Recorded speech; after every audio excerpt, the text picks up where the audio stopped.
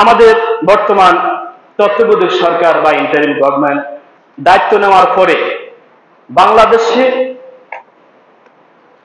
এই পর্যন্ত প্রায় ২৫০০ আবেদন বক্সে পড়ছে। সবার আবদার আছে, দাবি আছে। আপনার বৌদ্ধ, হিন্দু, খ্রিস্টান, মুসলমান, এই পার্টি এই পার্টি ২৫০০ আবেদন বক্সে পড়ছে, সবার দাবি। শুধুমাত্র একটা জাতি ব্যতীত, সেটা হচ্ছে হিজলারা এখনো পর্যন্ত কোনো দাবি করে না। আমরা আশঙ্কা করি কোনদিন হিজলারা এই দাবি করে যে আমরা গর্ভবতী হতে চাই। বড় হাস্যকর হবে কিনা বলেন? হিজলার কোনদিন গর্ভবতী হবে? গর্ভবতী হইলে কি আর হিজলা করত? তাহলে এই দাবি করাটা যে কোনো সময় এই দাবি করতেও পারে। আর যারা এই সরকারকে ব্যর্থ করতে চায় তারা বলবে, দেখো দেখো ইউনূস সরকার ব্যর্থ, এই হিজলারা একটা দাবি করছে, সাধারণ একটা দাবি, এই দাবিটা পূরণ করতে পারল না। কথা কি বুঝছেন? এই ভাইয়েরা, এই দাবির ধারাবাহিকতায় আপনারা দেখেছেন নারী বিষয় সংস্কার একটা দাবি উঠছে। সেখানে তারা কয়েকটা দাবি করছে। ১ নম্বর দাবি করছে নারী পুরুষের সমান অধিকার।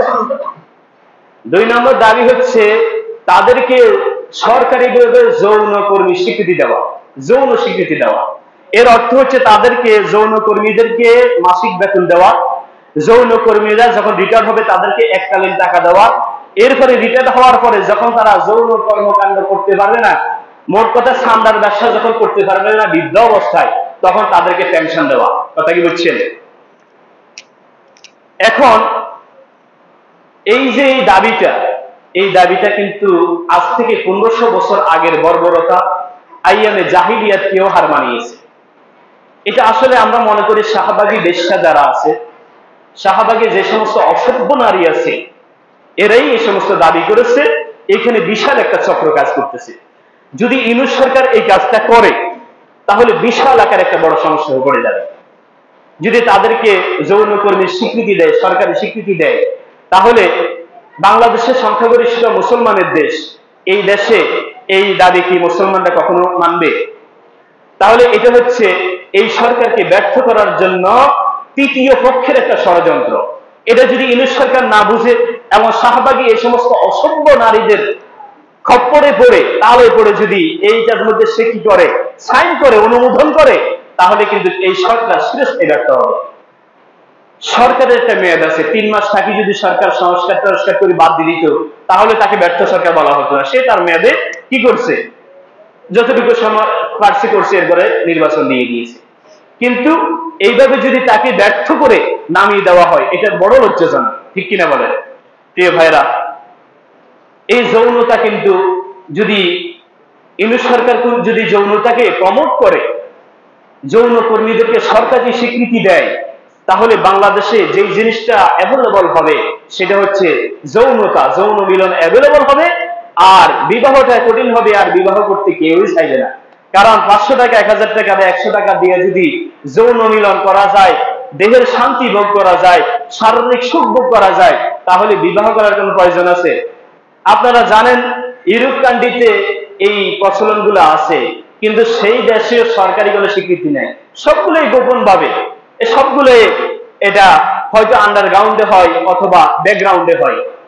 কিন্তু এইভাবে দাবি তুলে যৌনকর্মীদেরকে সরকারি স্বীকৃতি দেওয়ার দাবি, এটা বাংলাদেশেই প্রথম। এটা যদি দেওয়া হয় তাহলে আমাদের দেশে আর যুবকরা বিবাহ শাদীর কোনো প্রয়োজন হবে না। এটা করে মূলত এই যৌনতাকে প্রমোট করে তারা রাসূলুল্লাহ সাল্লাল্লাহু আলাইহি ওয়াসাল্লামের উম্মাহকে একটা ধাক্কা দেওয়ার চেষ্টা করতেছে। কারণ বিবাহ শাদী এটা শারীরিক সুখের সাথে সাথে বংশ বিস্তার, উম্মত বাড়ানো, এটা একটা বড় ইবাদত। এটা বড় কি ইবাদত। যখন বিবাহ শাদী বন্ধ হয়ে যাবে, তখন সন্তানাদি জন্মের একটা বাধ্যবাধকতা আসবে, একটা ধাক্কা খাবে।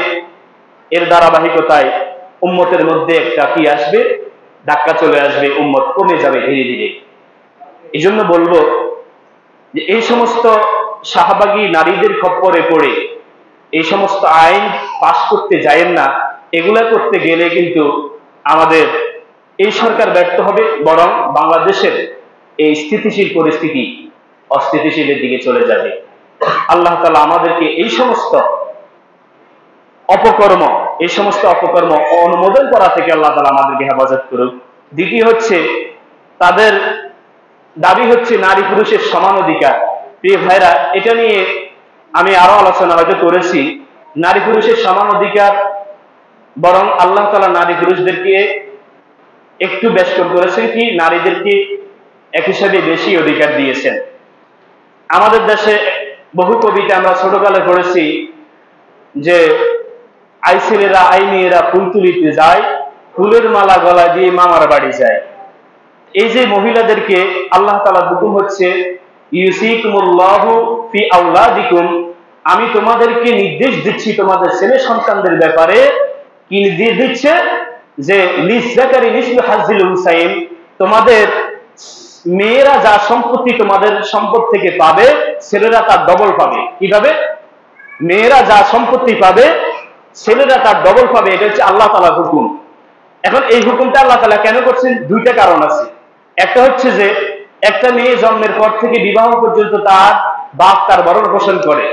বিবাহের পরে স্বামী মারা যাওয়ার পরে ছেলে সন্তান, তার মানে তার ব্যক্তিগত কোনো কাজ করা লাগে না, ইনকাম করা লাগে না, তার কোনো খরচও করা লাগে না, খরচ করার কোনো খাত নাই। এজন্য আল্লাহ তাআলা তাদেরকে বললেন, তোমরা ছেলেদের অর্ধেক সম্পদ পাবা, যা পাবা তাই বোনাস। কথা কি বুঝছেন? দ্বিতীয় আরেকটা কারণ হচ্ছে যে আসলে পুরুষদেরকে বেশি দেওয়ার কারণ হচ্ছে এই যে একটা মেয়ে যখন বিবাহ শাদী হওয়ার পরে স্বামীর বাড়িতে যায়, সেইখানে স্বামীর সাথে যে কোনো ভাবে ঝগড়া বিবাদের মাধ্যমে বিবাহ বিচ্ছেদ হতে পারে কি পারে না? তাহলে এই মেয়েটা যদি তার স্বামীর সাথে বিবাহ বিচ্ছেদ হয় কখনো, তাহলে এই মেয়েটা তার ভাইয়ের বাসায় আসা দরকার আছে না নাই? যদি তার ভাইয়ের বাসায় আসতে হয়, সেইখানে তাকে একটা সম্পত্তি রিজার্ভ লাগবে কি লাগবে না? এখন আমরা মনে করি কি যে ছেলেদেরকে যেহেতু 2 ভাগ দিয়েছে, তার মানে আমাদেরকে কম দিয়েছে। অথচ প্রথম ব্যাখ্যায় আমরা দেখলাম নারীদেরকে আল্লাহ তাআলা যে সম্পত্তি দিয়েছে সেটাও বোনাস, কারণ তাদের খরচের কোনো খাত নাই, খরচের কোনো কি নাই, খাত নাই। দ্বিতীয়, যদি বেশি দিয়েও থাকে, বেশি দেওয়ার কারণ হচ্ছে তোমার কখনো যদি তোমার পরিবারে বিবাহ বিচ্ছেদ হয়, পরিবার বিচ্ছেদ হয়, ফ্যামিলি বিচ্ছেদ হয়, তাহলে তুমি তোমার ভাইয়ের বাসায় যে উঠতে হবে, আর ভাইরা তোমাকে আবার ভরণ পোষণ করার জন্য তাদের বাড়িতে তোমাকে একটা রিজার্ভ সম্পত্তি রাখতে হবে, সেই জন্য তোমাকে রাখা হয়েছে।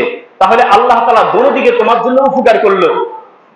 আর আমরা বলি কি আল্লাহ তাআলা আমাদের প্রচলন করছে, নাউযুবিল্লাহ। প্রিয় ভাইরা, এরপরেও এই পুরুষদেরকে ছেলেদেরকে 2 ভাগ দেওয়ার পরেও যে সমস্ত পুরুষেরা তার বোনের এই অর্ধেক সম্পত্তি দেওয়ার পরে বোনদের খোঁজ খবর নেয় না, বোনরা আসলে তাদেরকে ঠিক মতো মেহমানদারি করে না, এরকম আছে না নাই? সম্পত্তি পাইলো অর্ধেক মেয়ে, আর অর্ধেক তোমার কাছে রিজার্ভ রাখছে আল্লাহ তাআলা। কেন? যদি কখনো তার সেখানে কোনো সমস্যা হয়, তোমার কাছে আসবে, তুমি তাকে খাওয়াবা, আবার প্রয়োজনে বিবাহ দিবা, এটার জন্য তোমার কাছে রিজার্ভ রাখলো। অথচ তুমি 2 ভাগ পাওয়া সত্ত্বেও তোমার বোন 1 ভাগ নিছে। হয়তোবা আমাদের দেশে তো এখন অ্যাভেলেবল নেই না, মাহরুবারের সম্পত্তি এখন মেয়েরা নেই না। যদিও কখনো মুসিবতে পড়ে নেয়, ওই ভাই কি করে, ওই বোনকে আর পরিচয় দেয় না, ভাইয়ের বাড়িতে বোন আসার কোনো পরিস্থিতি রাখে না, আসলেও বলে যে ডাল ভাত খাওয়া যত তাড়াতাড়ি চলে যায়, ঠিক মতো কথা বলে না, মেহমানদারি করে না, আছে না নাই? প্রিয় ভাইয়েরা, এই কাজ যদি আপনারা করেন, তাহলে আমাদের মধ্যে যারা করবে তারা জালেমে সাব্যস্ত হবে। কারণ আল্লাহ তাআলা আপনাকে তো ডবল দিলই, আপনাকে অলরেডি ডবল দিছে সম্পত্তি। আপনার এই ডবল দেওয়ার কারণ হচ্ছে আপনার বোনরা আপনার রক্ত, এই বন্ধনটা আল্লাহ তাআলা টিকিয়ে রাখার জন্য, এই সম্পর্কটা কিয়ামত অবধি, মৃত্যু অবধি টিকিয়ে রাখার জন্য আল্লাহ তাআলা সম্পত্তির বন্টনটা করলেন এভাবে। এজন্য আমরা বোনের যে সম্পদ যদি বোনে চাই তাকে দিয়ে দিব, আর তার যে রিজার্ভ রাখা যে সম্পত্তিটা, এই সম্পত্তিকে আমরা পুঁজি করে এই বোনের সম্পর্ক এবং তাদের মেহমানদারি, তার জিম্মাদারি, তার মাথার উপরে যে ছাদ, এই ছাদটা টিকিয়ে রাখতে হবে তার মৃত্যু পর্যন্ত। আল্লাহ তাআলা আমাদের সকলকে আমল করার তৌফিক দান করুন।